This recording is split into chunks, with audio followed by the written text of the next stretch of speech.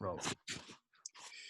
What's good? My name is Ian Edwards, and welcome to the Soccer Comic Rant. This podcast, you could watch it on YouTube.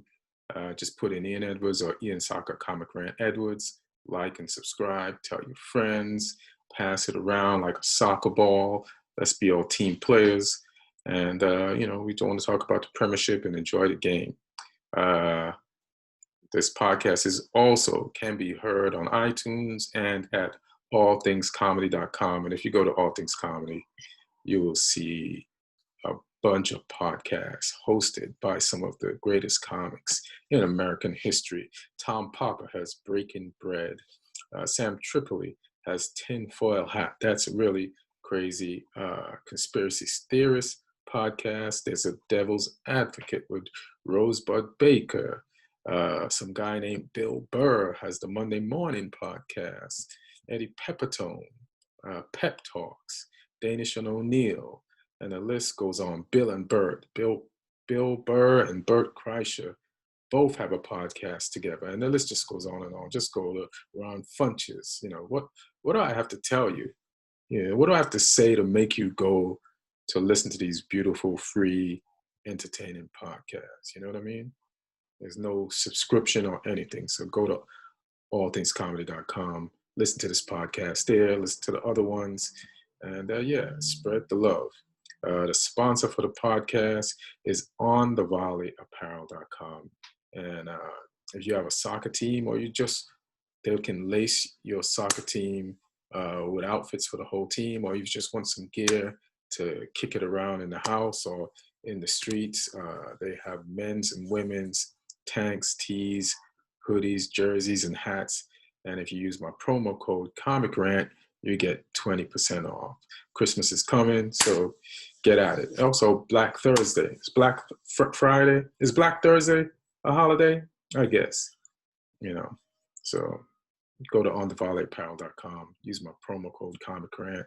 And I also want to thank the show's producer, Aaron Brungardt, for putting this all together today. And our guest is Martin Harris.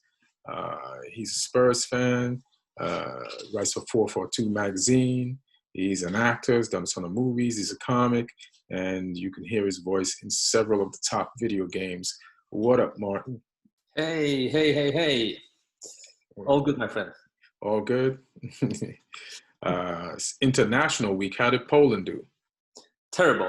It's a long story, but I can start with it because I was actually paying attention to it, and even I was invited to some podcasts to talk about it in Polish. It was one of the worst performances Poland ever produced because we played Italy that had pretty much the whole A team disqualified because of coronavirus. So they lost like all the best players. And they played pretty much a B team, and they just ran Poland out of the field. They absolutely destroyed Poland. It was only 2-0, but the way the game looked, Italy was completely dominated for 90 minutes. Poland didn't have one shot on goal. Lewandowski, I think, had only like 5 touches in the whole game. And after the game, the Polish reporter from Polish TV asked Lewandowski about the tactics for the game. Mm-hmm. And Lewandowski didn't say a word for 8 seconds. Didn't say a word. Oh, and right. now it's a subject number one in Polish media because everybody's reading it as his vote of no confidence for the coach. And tomorrow Poland plays Netherlands, and if the scenario repeats itself, I think that the coach will be fired. The coach that just got, as I call it, the coronavirus bonus, because he had his contract up until Euro 2020, and because of coronavirus, Euro was obviously postponed for 12 months. So he got his contract prolonged for another 12 months, even if people in Poland were kind of skeptical because we finished first in the group, but our group was very, very weak. We didn't play good football, maybe in 1 game out of 10. We really didn't play good football in the last 2 years, arguably having the best generation in 30 years. And everybody's blaming the coach, who is a former player, who kind of got this job. Who's the coach? His name is Jerzy Brzęczek. He was it's, by the it's way. Easy name to pronounce. Go on. It's like the most difficult name to pronounce because there's even a joke, like old Polish joke, with a word that sounds very similar to this name, how to make foreigners pronounce the most difficult Polish words, and that's one of the words. What's his name? Say his name again. Brungardt. Maybe they haven't fired him because they can't say his name. You can't fire someone if you can't call them. You know what I mean? So maybe that's what's up. What's his record as a coach? His record is not that bad, but the team he has is pretty good. His record against good teams is terrible. Like he lost against Portugal, against Italy, I think 2 or 3 times already.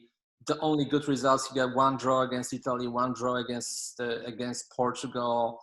The team is not playing well. I mean, all those good players. I mean, it's really a good generation, and now there's a decision to be made if it continues tomorrow, and it looks like it might, because the guy doesn't have a clue. I mean, he was an okay player. He was a captain of Polish Olympic team when we finished second in 1992 and lost in the overtime to the Spanish team. Yeah, you brought up that Olympic second was a big deal for Poland, huh? Oh, at the time it was huge. Yeah, we talked about it. It's huge. Regarding the talent we have, and Lewandowski's not happy. He's not scoring. Who else is on Poland's team besides Lewandowski? Let me hear these names. So there's a new generation coming of very young players that are already very talented. Like 2 very young guys already bought by Brighton. They'll be playing for Brighton starting January. Then on top of that, there is this guy. One of his name is Moder, and the other guy is Karbownik. They will play for Brighton starting January. Then you have Szczesny and Fabianski in goal. Then you have Glick, Bereszyński, who plays. The Glick, which Glick? Because Glick or Click? Because there's a Glick or Glick. Click. Both. I mean, both played. Okay, both. Because there's one at Leeds. And yes. Where's the first Glick now? Now he's in Benevento. He's back in Italian league. Isn't he older now, though? He's older. Yeah, he's a little bit older. Sure. All right. But there's Bednarek from Southampton, a partner with him. And there's another guy, Walukiewicz, who also plays in Italy. Then you have Zielinski, also from Italy. Then you have Linetti, also from Italy. Then you have Krychowiak, who is older but still arguably one of the best players in Russian league. Then you have Grosicki from West Brom, who is not playing for West Brom, but he's still very productive for national team. Then you have Lewandowski, Milik, Piątek, who was at Milan, but now he's at Hertha Berlin. There's a lot of talent, there's a lot of talent. The problem is the team is not playing well together. They're playing really not a good football. Isn't that very Polish team? It's very Polish, but this team should be better. This particular team should be better. I mean, I'm not blown away. You're just mentioning people who happen to be playing or on the bench in good leagues. And some of the players are old. Some of them are really young, so they're not in their prime. I feel like it's like America. America played – who did they play and draw 0-0? Because they just won. I'm going to mention that. But they played somebody – Wales. Yeah, they played Wales, draw 0-0. Nobody was panicking, but they were expected better. But it was the first time that all these players had kind of finally played together, And everybody's has these expectations because all the players play in real leagues. I'm not dissing the MLS. They play in the prominent leagues in the world. So they're expecting this American team to just come together and not draw with Wales. But they finally played Panama and won 6-2, which I'll get to. But I just feel like it's weird. I thought Poland saw their team in a higher esteem than America does. Yeah, and that's why the expectations are super high, higher than ever, I would say. Mm-hmm. Maybe too high. They're always too high in Poland. Fans are very emotional. Media are very emotional in Poland. It's like, the best example is Krychowiak. In 2018, everybody was saying, get Krychowiak out of the team. He's not playing well. He's the guy who puts the brakes on the team. And then the next year, when he was the best player of Russian league, everybody's like, Krychowiak, one of the best players, second best player after Lewandowski. Now everybody's saying in Polish media, dump Krychowiak again. But the truth is that having that much choice, having, Klik, Linetti, Zielinski, Krychowiak, and Zielinski is not playing very well for the national team either. He's like a major problem because the previous coach and this coach, they don't know how to implement him on the team. He's constantly underperforming. he's much better in the club than in the national team, and nobody knows why. And people are very frustrated because he's kind of a player that we usually don't have. Technical, offensive-minded central midfielder. We don't have those players usually as Poland, as a country. We don't produce those players. So he's a very rare commodity. And somehow he's underperforming for the national team. He's not giving what he's giving to Napoli at times, or what his potential arguably is. Which player is this again? Because I thought you were talking about Zielinski from Napoli. What's his position at Napoli? Attacking midfielder. Attacking midfielder? Yeah. Right. Yeah, it's like, a club football team has more practice in 1 week than an international team gets in a whole year. So you have a time to like get a rhythm with your teammates, develop a rapport, and figure out what each person likes. And then you have your position. And then sometimes you come to play international football, and not only don't you have enough time, they put people in different positions on the field than they're used to playing with, and you're like, go. So the team that wins has the right players at the right time and in the right positions that they play for their clubs. You know what I mean? So, if you look at France, like everybody played where they played for their clubs during the World Cup. Yeah. And but I was looking up something about France, like internationally, like 5 of the players. Where's my phone? So the players, France is a weird squad because Paul Pogba is going to be one of the people we talk about. Mm-hmm. As always.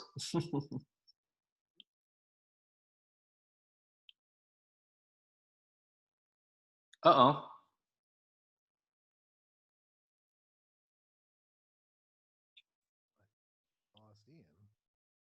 I think we lost Ian.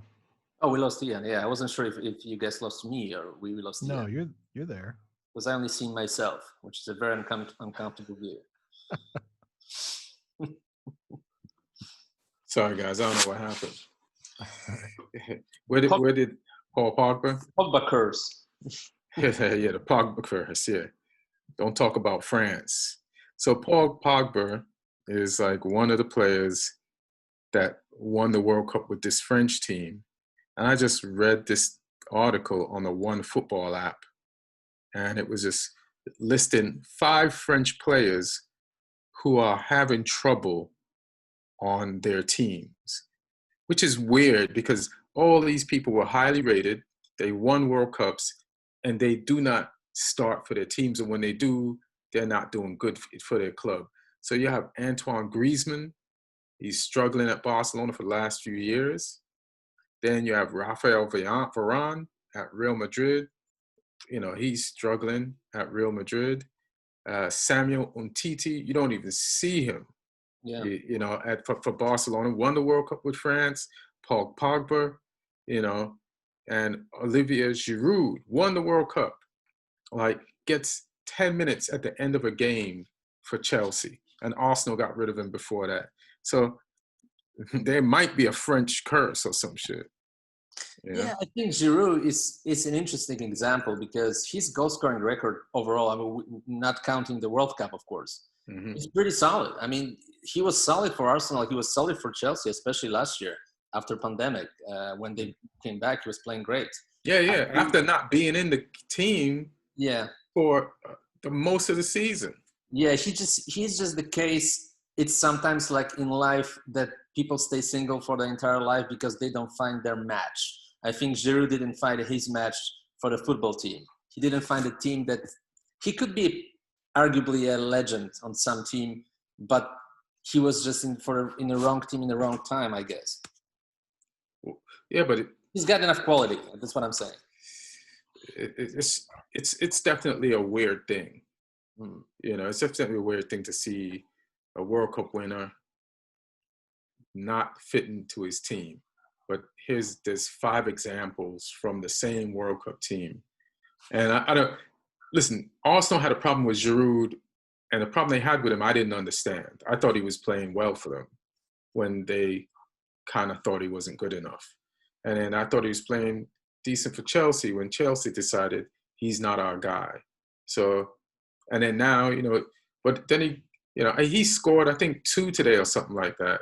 Let me go back to international. But I think he scored in this last French game, but I don't see. Let me go to the BBC. Giroud doubles as France relegates Sweden. So then he scored 2 today. Mm-hmm.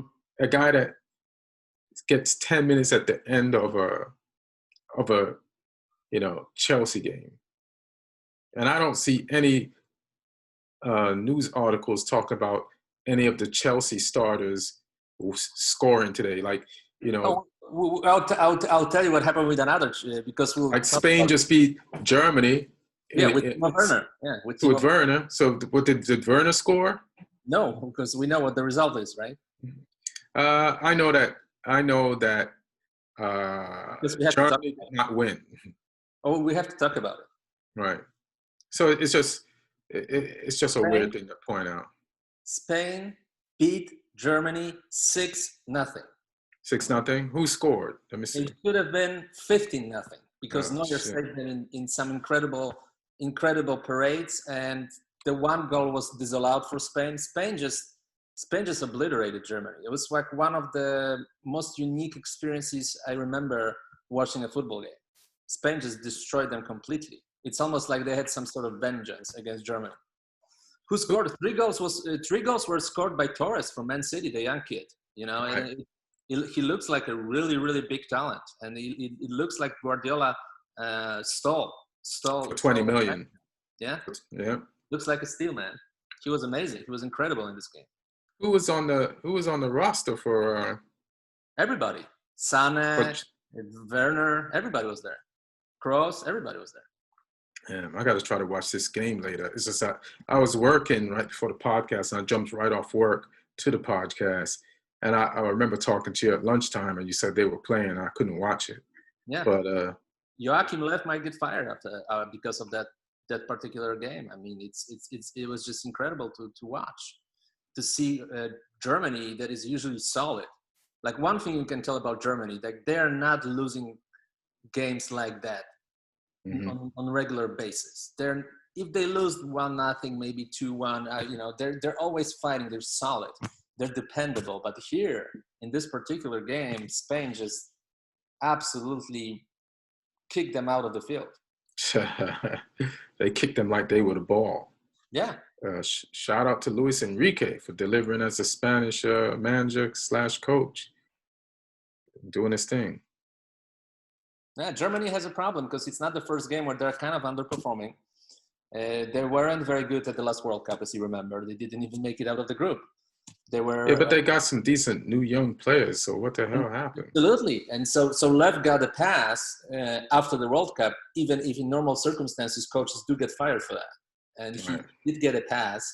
But the question is if he'll get another pass if the trend continues, because in Germany, nobody wants to have 2 bad tournaments, especially when Bayern Munich completely is dominating European football at this moment. So there is enough star power, there's enough talent for Germany to be successful in Euros. But if they continue to play like that, they're not going to win Euro 2021. So they have a difficult decision to make. Maybe the guy from Bayern will end up being the coach of Germany. Who knows? Right. Or Ragnick, who doesn't have a job right now. Right. Who's a dangerous team? First, it was Portugal. First, it was just Ronaldo, but now they have speaking of, like, I watched the game. The Croatia game? Yeah. How was it? I just think Portugal is like, they could win the Euros again. They can, and it's funny that I just read that story. I read an article that the guy who scored game-winning goal in the finals of Euro 2016, that was the only goal he ever scored for national team. He never scored before and never scored after. So Quaresma? Eder. Mm-hmm. Yeah. I watched the 20-minute highlights from this game today, and Fernandes got a good chance. It's interesting that Kovacic from Chelsea scored 2 goals for Croatia and he only scored 1 goal in 8 years of playing for the national team before. So he had a game. Then they were, I think, leading 2-1, and Portugal had a situation where I think goalkeeper dropped the ball in his own penalty box, and the guy just knocked it into an empty net. I forgot who that was. Ruiz, I think Ruiz. Jota was good. Fernandes had a good chance. Ronaldo was still playing in this game. So yeah, they do have 35-year-old Ronaldo, but they also have younger generation Fernandes, and even younger like Jota and some others. Yeah. Yeah, you have a Ronaldo who's 35 but plays like he's only 29, 30. Yeah. Then you have the entire Wolves squad who's developed a chemistry, and he just rolled them out on the field. And even though Diogo Jota is with Liverpool, he knows those guys. And then you have like Bruno Fernandes and what's the guy that City has? And now Semedo's with, he's not playing for Real Madrid no more. He's with Wolves, so he's becoming more familiar with Barca. He was with Barca. Yeah, Barca. Yeah, and then so you have all these players who are familiar with each other, and if they're not playing with each other on the same team, they play each other in the Premier League, so they have to study each other, so they know each other even more on an international level. So that helps too, playing against each other on club teams. So yeah, I was looking at them the other day. I was like, oh man, Portugal's pretty stacked. Yeah, Portugal is stacked, and the Euros will be interesting. Knowing what's going on, and we still play in empty stadiums, and the schedule is crazier than ever. We have players dropping out because of the virus. Let's say that there will be a chance to inject the vaccine before Euros, and so that's not the problem. But if that's a problem, then you have to pick team differently. Hopefully the rosters will be wider than usual. I mean, it could be a tournament to steal for a team. That's my point. It could be a tournament that will present a chance for a team to steal it. Yeah, if the coronavirus falls your way, works in your favor. Yeah. Because also, don't forget that players didn't aim at summer 2021 as their peak form. They were kind of dragged through the pandemic, where they didn't do much for 2 months, 3 months, depends on the league. Some leagues 4 months, some leagues a month. And then they had to peak right away and finish the season. And then the holiday was on like 2 weeks. And they have the entire long season to play. And right after the season, they go to Euros 2021. So they'll be super tired. They're usually tired because the schedule got crazier and crazier in the recent years. So they already are tired often in those tournaments, but you can imagine how tired they're going to be in this one. Yeah, maybe the players. Yeah. And then they have to play the World Cup the following year. Yeah, it's going to be pretty crazy. I think the World Cup will probably be more up for grabs than the Euros after all that 2-year schedule. It's going to be like, who's the fittest of the fittest? Normally all the teams come in fit, but this is not going to allow every team to be at their, especially the top teams in the world. Their players are going to be used and spent, and muscular injuries and shit. They might, you might be missing key people, and that's, other teams can take advantage of that for sure. I want to give a shout out to Jamaica. We beat Saudi Arabia 2-1 today. Oh, so we let Saudi Arabia know what reggae time it is. We also beat them 2-1 after losing to them 3-0 a few days ago. So revenge is a sweet. We want to talk about the U.S. national soccer team. We just spoke about their draw against Wales, but they went on the field and played. Who did they play? Panama, and beat Panama 6-2 with all their young players. Gio Reyna scored, and I think McKenzie scored, and they got some. I think it's McKenzie scored 2, and then I lost. We scored so many goals, I lost track of the names of all the scores. But that's good. The right opponent, right time with a team that's just trying to get their chemistry together, and 6-2 was a result of it. So U.S. men's national team, yeah, with players you got players playing with Ronaldo and Juventus, Leipzig, playing with Haaland and Barcelona. And Dortmund, Dest at Barcelona, playing with Messi.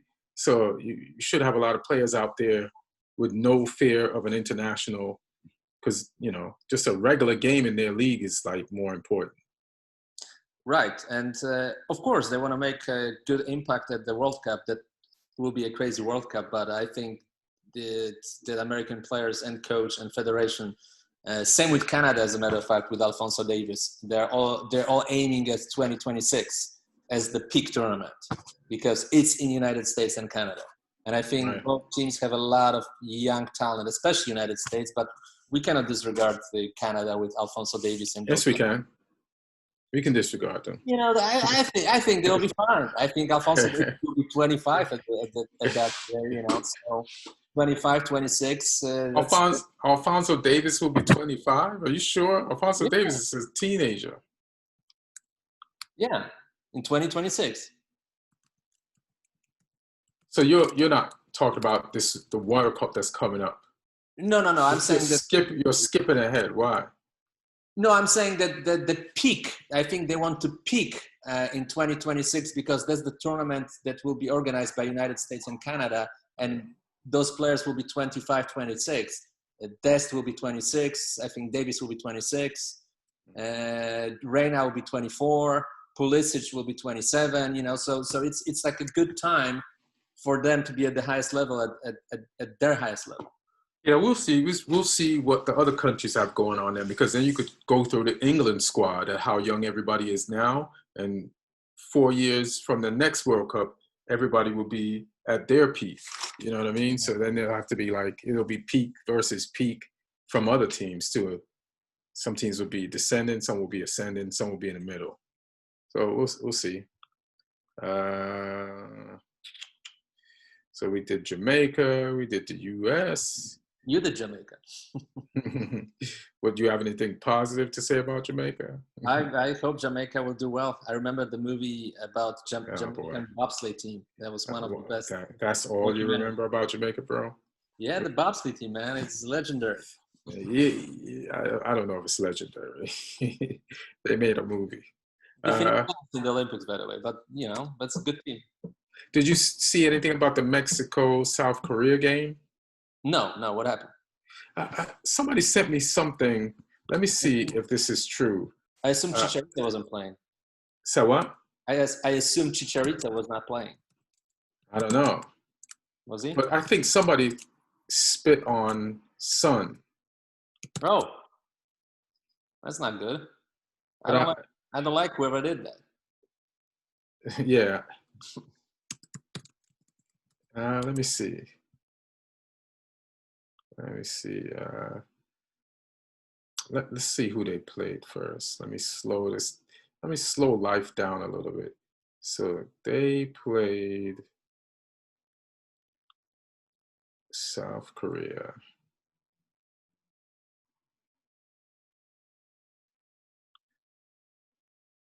I should have had this together before, but I don't. Let me try this. It was a South American team, I think they played, and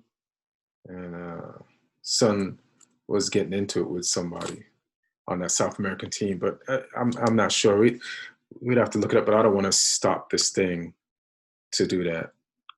But I think he got spit on, and I'm not sure if the player got punished or not. But South Korea, I think, did lose that game, regardless. But yeah, there's a bunch of stuff going on internationally. So, is there anything else you want to say about international football? We can talk about England. England's played as well. Yeah, we lost. Did we play today? I know we lost on the weekend, right, to Belgium, Yeah. 2-0. But Grealish played well, and everybody's like, "Hey, man, you got to start him." We played well, In that form, yes, for sure you should start him. Yeah. right? He's doing good for his club. He can do things that and be creative in a way that we're lacking. So Southgate is being pushed to use him. I saw Harry Redknapp saying it's obvious this is his feeling. He feels like Southgate doesn't like Grealish for whatever reason, and he doesn't like extra that the player is being pushed on him by everyone. So, for Grealish, he just has to. There's more pressure for Grealish to be perfect when he's in the team, to do great things so that Southgate who doesn't want him is forced to use him. Yeah, and it's a good opportunity for him tomorrow because they play Iceland, which just got eliminated in an actually dramatic fashion from Euro 2021. Mm-hmm. So they play Iceland, which was, in a way, obviously it's not the same rank, it's not the same importance, but it's in a way a revenge for what happened at Euro 2016 when Iceland eliminated England from that tournament. I think we've played Iceland since, and we beat them. We played them like a few weeks ago. I don't think this competition. It's the same competition. Yeah, so I don't think I don't think we're on that anymore. But we'll see. I don't know if they put out did they put out the lineups yet? No, not yet. Not yet. All right. So hopefully Grealish will play. But England is stacked. We got good players. It's just that there's no creativity in the midfield, and it's weird when you watch an England game, even if we score a lot of goals or we score 2 goals or 3 goals, it's not that they look like accidents.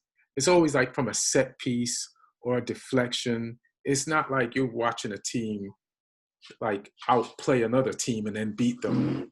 We do have a more talented team than some of the teams that we've beaten, or maybe not, like when we beat Belgium a few weeks ago.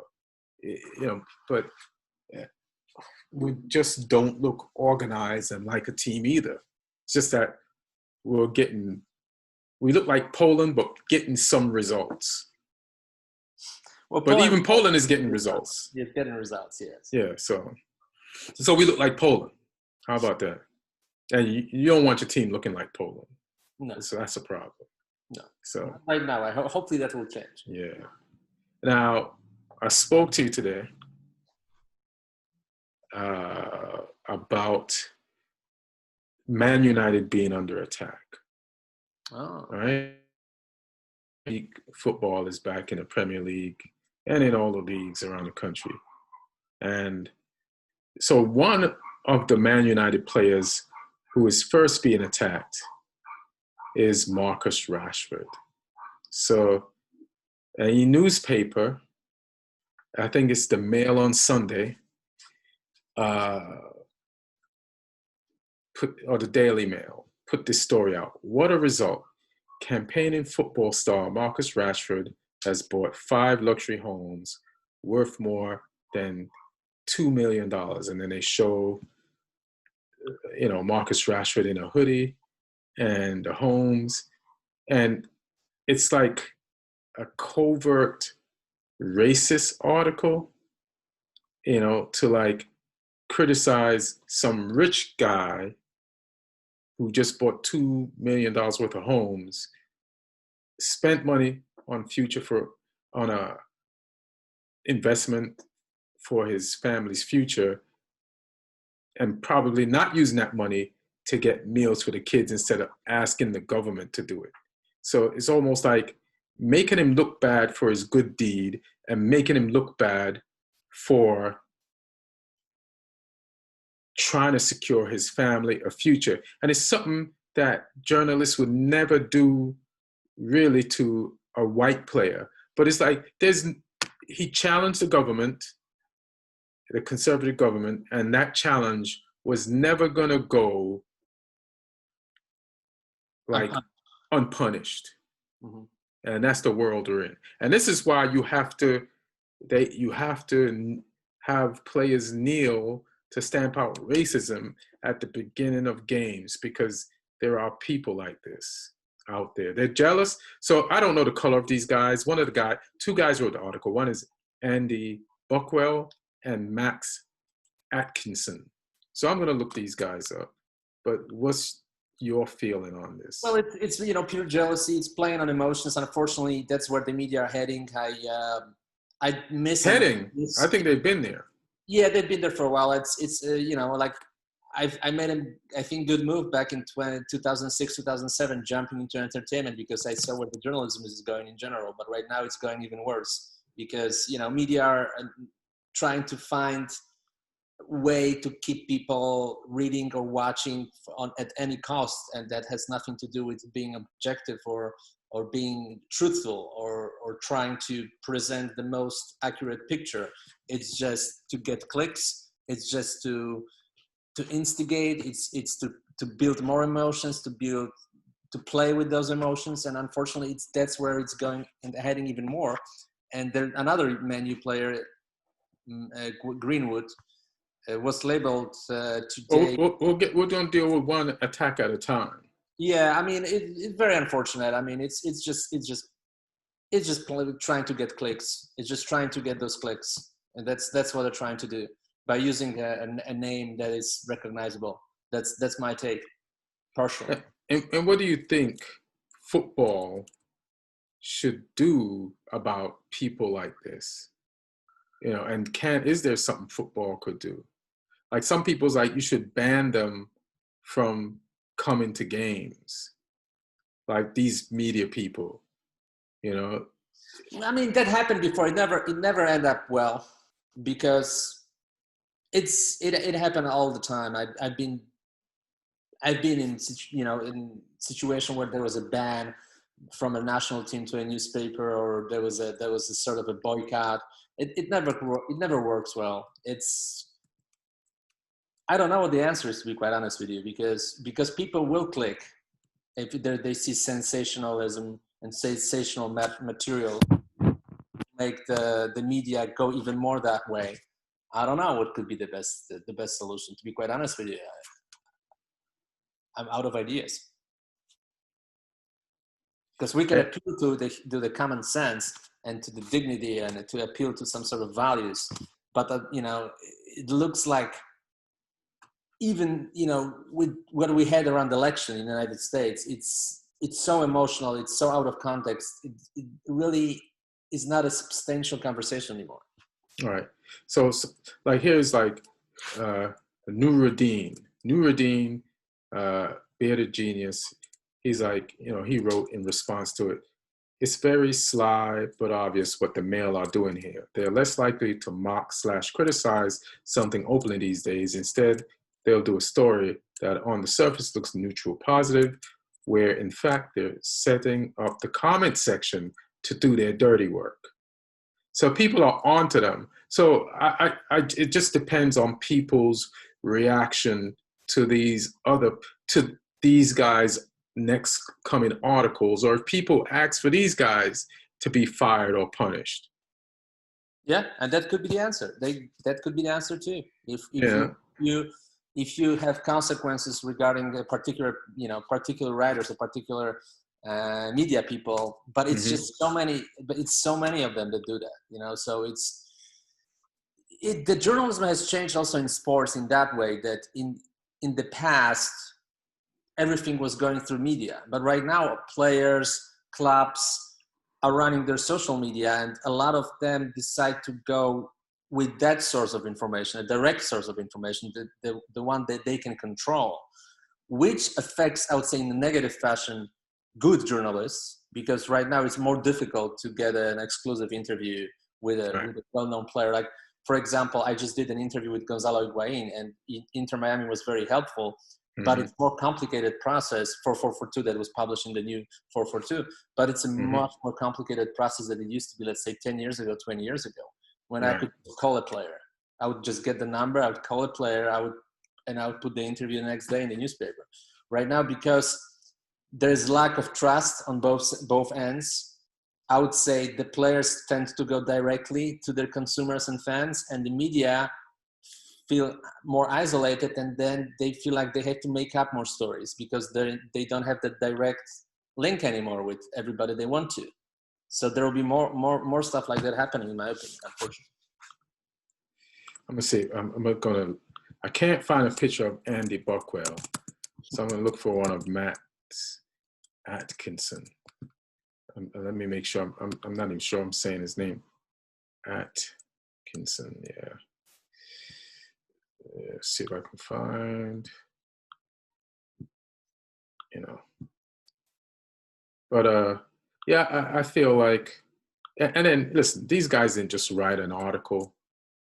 They had to get the permission to publish it from the people.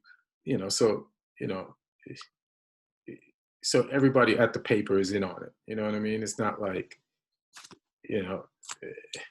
it's not like the paper itself didn't know what it was doing. They hired these guys, they're paying these guys, and they're okaying these guys' article. But everybody's onto it. Everybody sees that, there's different types of football, racist hooliganism, and it's just crazy when the media is a part of it and is doing it. And there is no fairness. And it's just another thing that Black players are up against, or just players, period. And it's like, how does this help, your country? You know what I mean? Like, Rashford plays for England. You know what I mean?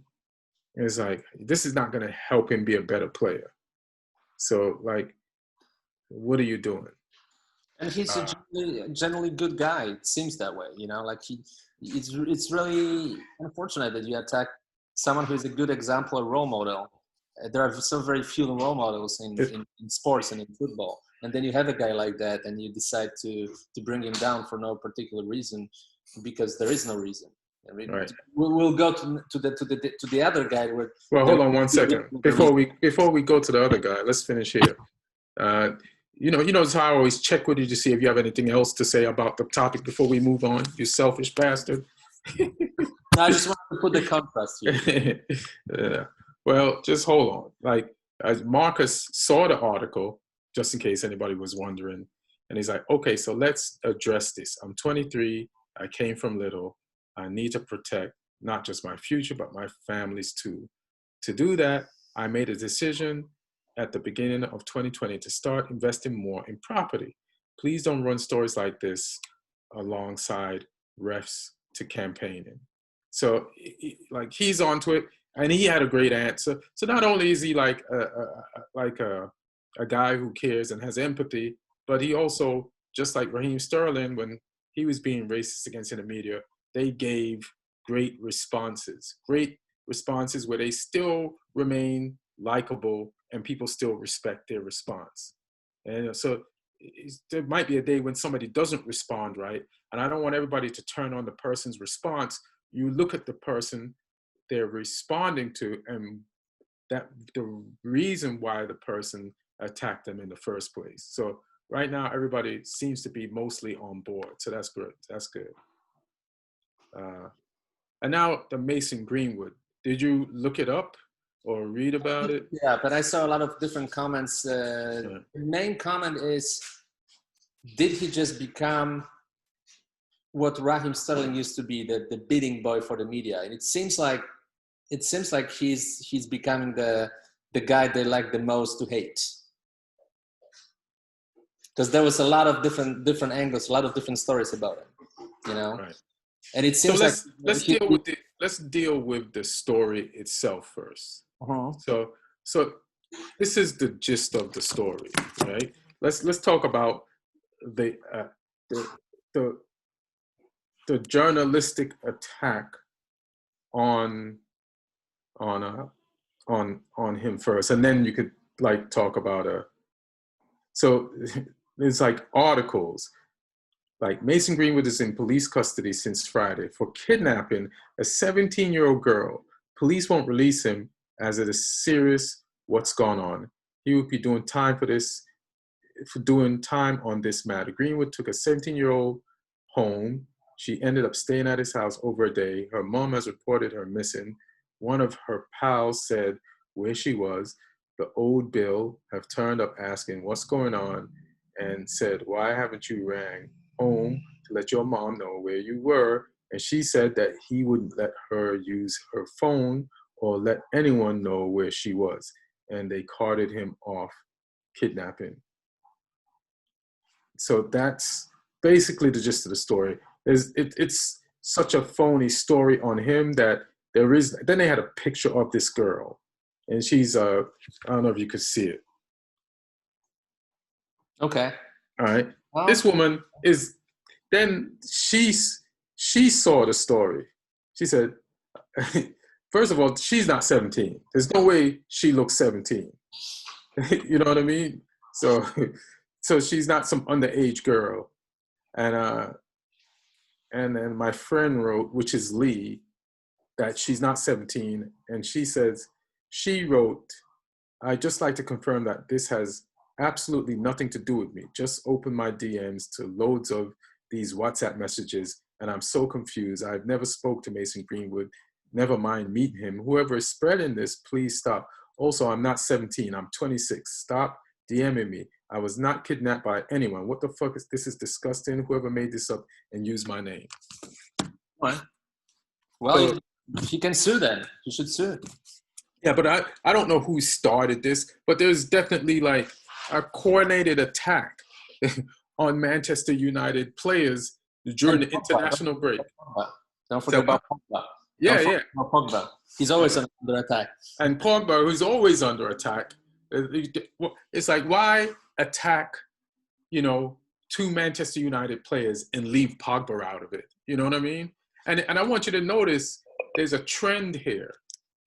There's a trend here in the color of the three players under attack. They're from Manchester United, and they're all black, and they're all like high-profile Manchester United players. So the attack on Pogba might have been accidental. It was from a reliable source, Fabrizio Romano, who always knows about all the loan deals. And when a team is buying, he's a pretty reliable source, but he misquoted an interview with Pogba, and it made Pogba look like he was happier with the French team and that he's not happy at Manchester United and that he wants to leave, Well, to defend actually this particular storyline, I would say, and I'll go back to Greenwood.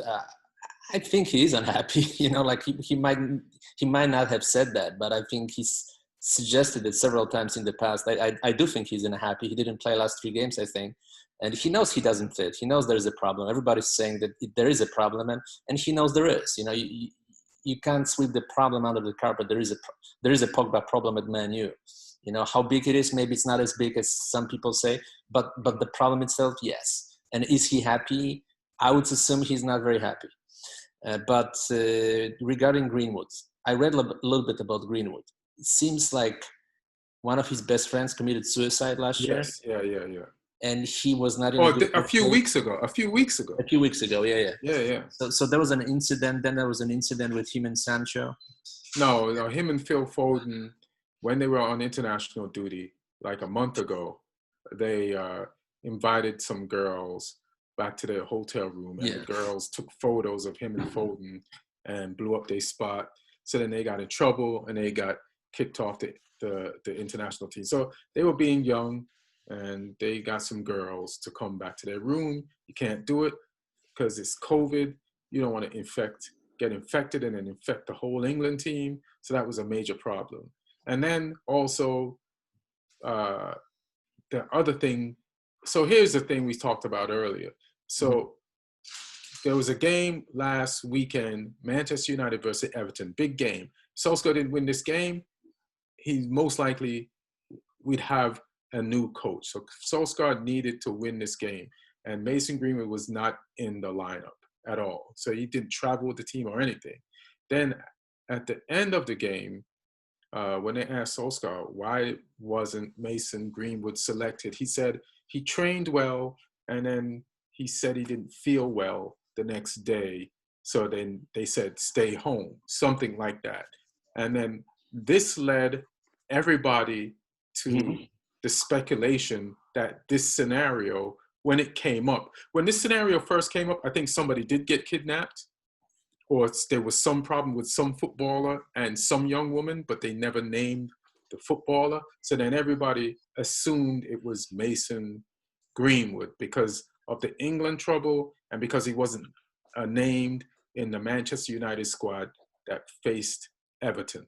So everybody's like, oh, it's got to be Mason Greenwood. But no, it's not Mason Greenwood. And there's other blatant things that they could assume about Mason Greenwood, like you just mentioned. Like a friend of his was just committed suicide, and that is what is affecting him. First of all, and that's a nice closet. It's very roomy. And what are you doing with a referee shirt over your, is it your right shoulder? Are you reffing games on the weekend? No, I wish. I just had to find more lights. I just had to find more lights. So that's the best lighted area. No, it is the best lighted area. This should be your podcast studio. This is where you should record all your auditions and your voiceovers. But what's up with that shirt? I do. Voiceovers, I do, yes. Yeah, in the closet? Voiceovers. So what's up with that shirt, bro? Let me see it. Actually, two auditions as a referee. I got it from one of the comics, I think 3 years ago. He just gave it to me, and I use it for auditions, for referee. Yeah. All right. Did you hear anything I said, or do I have to start? No, I did. Walk again. All right. What's your response? Well, my response is I'm torn because I don't know if he is troubled kid or he has a troubled moment in his life. How about he's just a kid and that's enough? And kids do kid shit. That could be too. Dealing with a trauma, yeah, it could be too. Mm-hmm. It's like if somebody you know died, would you be your best self? No, as an adult that has dealt with the death of other people before, how about this is the first death of someone close to your life, and you're 17 and you play for Manchester United, and the media is all over you, and they were all over you before this, and it's just, that people are looking for things. There's desperate journalists who want to sell papers because they have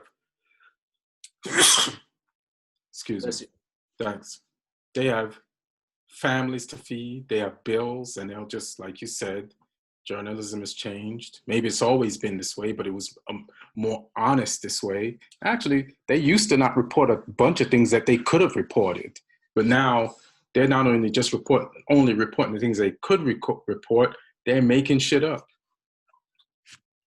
Yep. And also, I have to blame Solskjaer a little bit too on the Mason Greenwood thing. Like when Solskjaer was asked why didn't he put Greenwood in the squad, the response he gave when he said it, like he said he wasn't feeling well this morning, so we left him home. I was like, that doesn't sound legit. So when you Solskjaer always tries to be vague. He always tries to keep Man U business in-house. But sometimes you have to tell people more so that they can jump to less conclusions.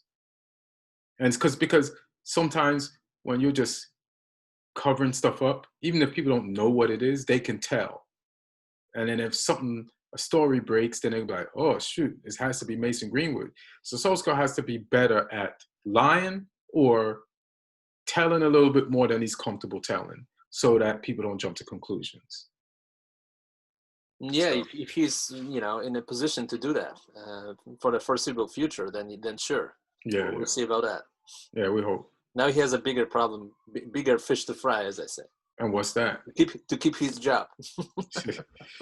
Well, speaking of keeping your job, let me see. So this is so funny. Oh, we play Southampton. Mm-hmm. Yeah, and they're pretty. Yeah, that's not going to be easy. Especially that you play at home, as I recall, right? Wait a minute, we don't play Southampton. Southampton plays Wolves. Let me slide down. You play West Brom by any chance? Oh yes, we play West Brom. That's what I thought we played. Tough opponent. Took us 88 minutes to. I know. I know. So here's the fun. So here's the thing. It's an easy game compared to all the teams in the league. It's an easy game, right? Mm-hmm. But if you don't win this easy game, you can get fired again because it's supposed to be an easy game. So, especially, yeah, if you lose to West Brom at home, for sure you're gonna get fired. Yeah, it's going to be problems. So, Solskjaer, don't fuck this up. Pick a strong ass team, and I know you have left back problems because Shaw is injured, but there was some confusion about Alex Telles and testing positive for corona, and I think he did play against Uruguay, and he's not positive. I think he did get a positive test, or they demanded that he test because he had corona before, and he took the time to stay away from the public, but I think Uruguay still wanted him to test, and that was where the confusion came in. It's not that he tested positive again. I think he didn't test, and they wanted him to test before he played against Uruguay. So I think he's available for the West Brom game, and that's a good game for him to come in. You know what I mean? So, yeah, we have to win this game. You do. Yeah, you do. Yeah, we have to win this game. You haven't won a single game at home this year, so you have to. Yeah. I mean, yeah, we have to win this game. It's West Brom, and we need the 3 points. This is the time of the year. If you start off slow, you have to at some point start winning and climbing up the table. And this is alley-oop. So let's dunk it, Solskjaer. Is there any stories that you want to talk about from the week in football? Anything you want to bring up? Well, the one last story is the fact that Liverpool has so many injuries that they really seems like cursed, because Right. they have Salah with coronavirus. He got it during the camp with Egyptian national team. There, Gomez is out, Van Dijk is out. They lost two best center backs for pretty much majority of the season in case of Gomez, and for the rest of the season in case of Van Dijk. Trent is injured. Robertson is injured. I mean, they're in trouble. Right. I wish we play them next. Can we get We them actually after do West in Brom? 2 weeks. We actually do play them. Not this week, but the next week. You're a lucky bastard. You get the wounded Liverpool. Yeah. That's a great opportunity for you all. Yeah, it is, because we usually don't play well against Liverpool. Since Klopp is there, we don't get results with them. I got the news for you. The whole league doesn't, so you're good. I think you did actually all right with them. You took a draw from Liverpool, right? Yeah, but then they beat us afterwards. So we made them. We're one of the few teams that made them drop points. We made them drop points when they fashionably didn't drop any points. Towards the end of the season, it was easier for teams to get points from them, especially after they won the title, and there was no question. I'm going to run through the tables, right? Sure. And then you jump in and let me know anything you want to know. So Leicester's number 1. They have 18 points, and they have 3 wins in a row after 2 losses in a row. And next up for them is Liverpool.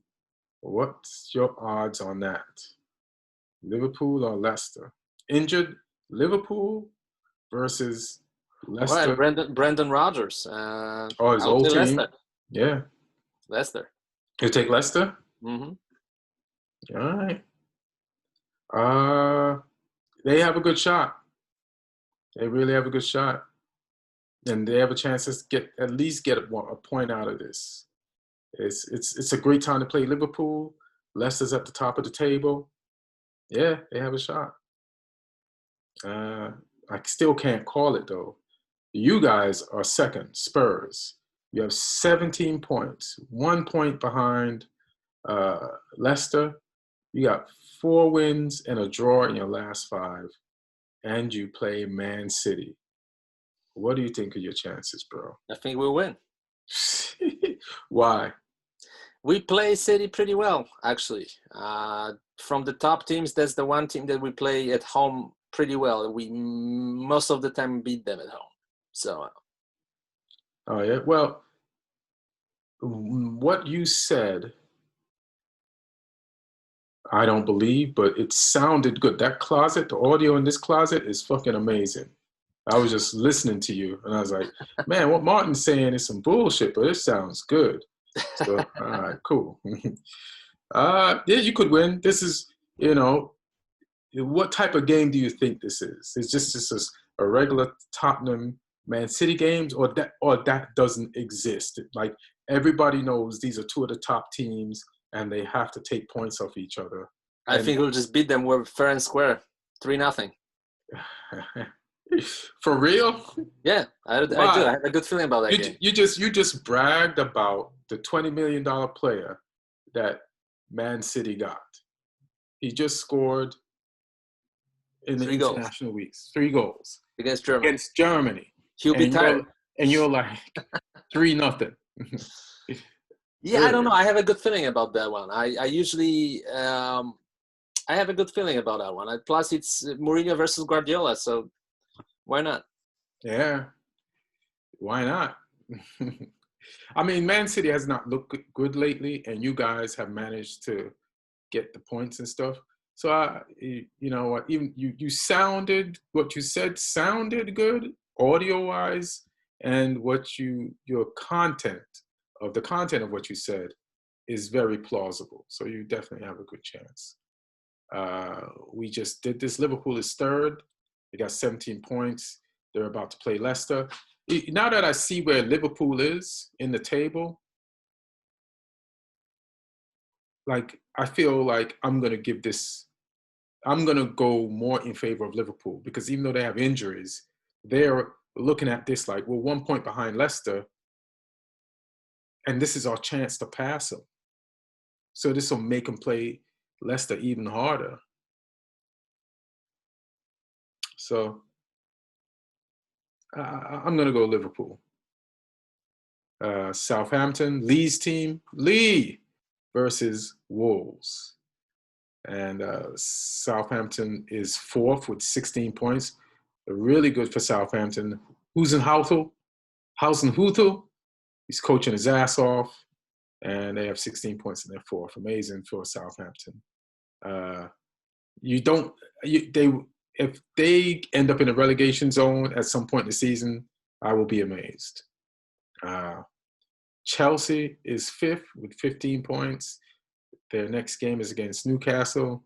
Newcastle ain't no joke, but Chelsea is like really doing their thing. They won 3 out of their last 5, and then the other 2 were draws.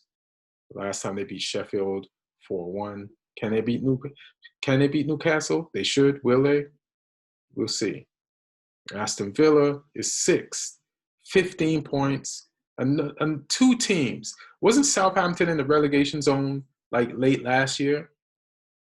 No, not late last year. No, I mean not late, but in the middle of last year, yes. Because they finished very, very strong. They had the 3rd best record in the bubble. Right. So, it's just the irony of 2 teams that kind of had a suspect season last season are both in the top 10 and thriving. And Aston Villa is 6th, and they play us. They play Brighton Hove. Beatable game, winnable game for them. So we'll see what happens. And there's Everton. They've lost 3 in a row, and they're 7th. And their next game is against Fulham, which they should be able to beat Fulham. Is Richarlison back yet? He's done the 3 games. He should be back, right? I think he should be back. I think he did 2 games. I don't think he did 3. Oh, shit. Well, I think he did 2 games because they lost 3 in a row, and he got the red card. All right. Oh, no, actually. Which is the game he got the red card in? The Liverpool game? Yeah, that was a draw. So which game maybe he is. Maybe he is. Or they lost 2 No, you're right. 2. No, they lost 3 in a row. Was it the Southampton game he got the red card? No, he got against Liverpool. All right, so then he's the 3-game suspension is done. Okay. Because they lost the 3 games after that, so he's back. So Fulham, you're gonna get you a nice view of baby Richarlison sucking his thumb and pretending that you fouled him every chance he gets. So enjoy. He's the most childish man in the league. He just, I do not like his game at all. It's Crystal Palace, they're 8th. All these teams that, and I know it's early, but it's just still always, all these teams like that normally are hovering around the bottom of the table. And I know it's early, but they have a decent amount of points to not even be in relegation trouble. Like Crystal Palace is 8th. They got 13 points. And their next game is winnable against Burnley. So there you go. Wolverhampton is 9th. They got 13 points. Their next game is Southampton. We talked about that. Man City is 10th. They have 12 points. And their next game is you guys. We talked about that. And they have defensive troubles. You guys have a more solid team than them. So Spurs could really win that. Arsenal is 11th with 12 points. Their next game is Leeds. There's no guarantee that they can beat Leeds. Leeds will run all up and down and through and around you and do whatever it takes. But they play really open, so can Arsenal take advantage of that? No, because they're Arsenal. And you're saying that because you're a Spurs fan, so you would No, never say I just don't believe in this team. I had a very big high regard for the Arsenal team when they were winning titles. That they were a very good team, but right now this particular team, I don't believe in it, and I wasn't surprised they lost to Aston Villa, and I'm just not surprised. They're a mid-table team. If they finish anything above 8th, they'll exceed my expectations. But I think they'll finish 8th. Wow. No, I mean I'm honest. I think they'll finish 8th. So who do you think is going to finish ahead of Arsenal, bro? Man City, Man U, Liverpool, Spurs, Chelsea. That's 5. Southampton. That's 6. Southampton. Leicester. That's 7. Yeah, and that's it. Shit. And it maybe. What up? Did you mention Wolves? I haven't mentioned Wolves, so maybe Wolves. Maybe they'll finish below 8. I said maximum 8. That's the best. That's the best scenario for them. And what about Everton? Oh, you see? Huh. Interesting one. Yeah. Could be instead of Southampton. One of those teams. All right. We'll see. We'll see. West Ham is 12th. They have 11 points. Their next game is against Sheffield United. Sheffield United is desperate. They need points like crazy.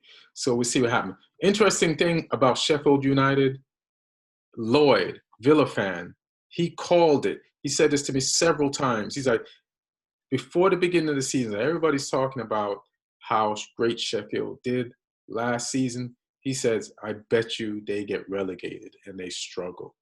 And right now, he's right. I don't know how he saw this coming, but Sheffield is going through it.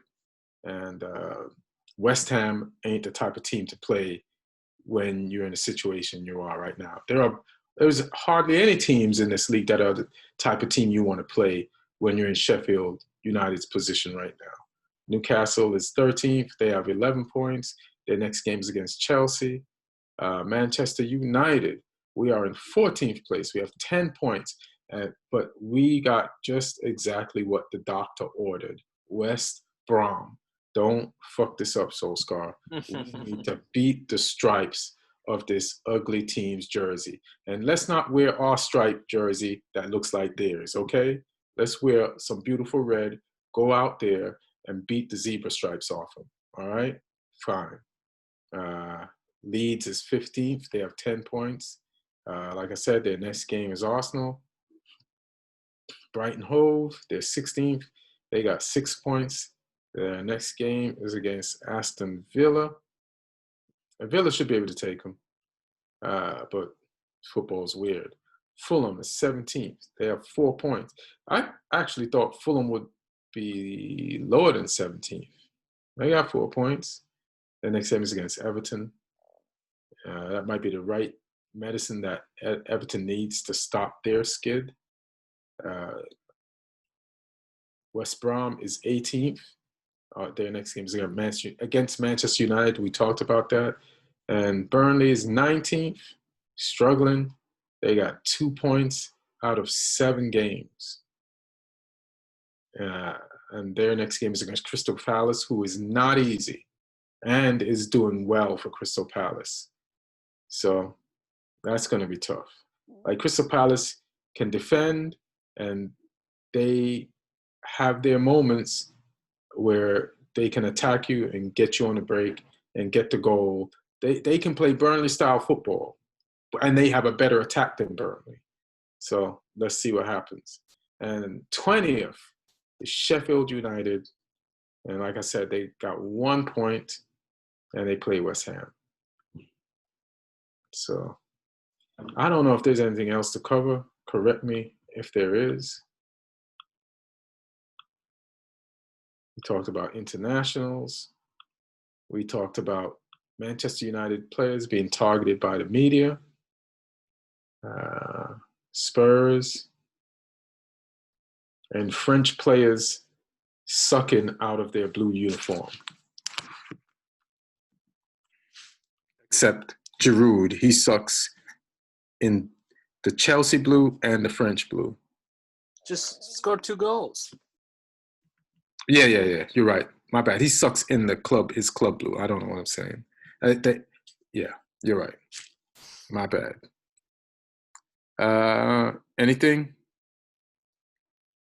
Anything hot that we haven't discussed? No. No, that's it. We did it. Yeah. All right. Anything you want to promote before? Sure. I have, as I said, the Gonzalo Higuain interview with 442, the new 442. Messi is on the cover.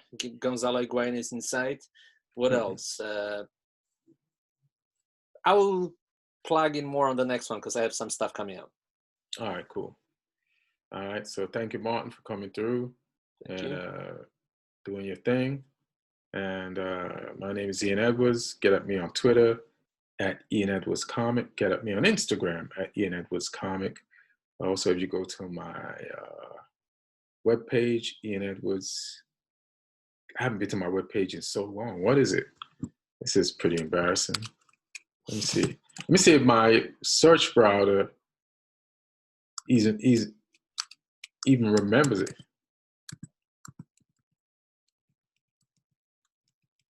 Let's see. Nope, that wasn't it.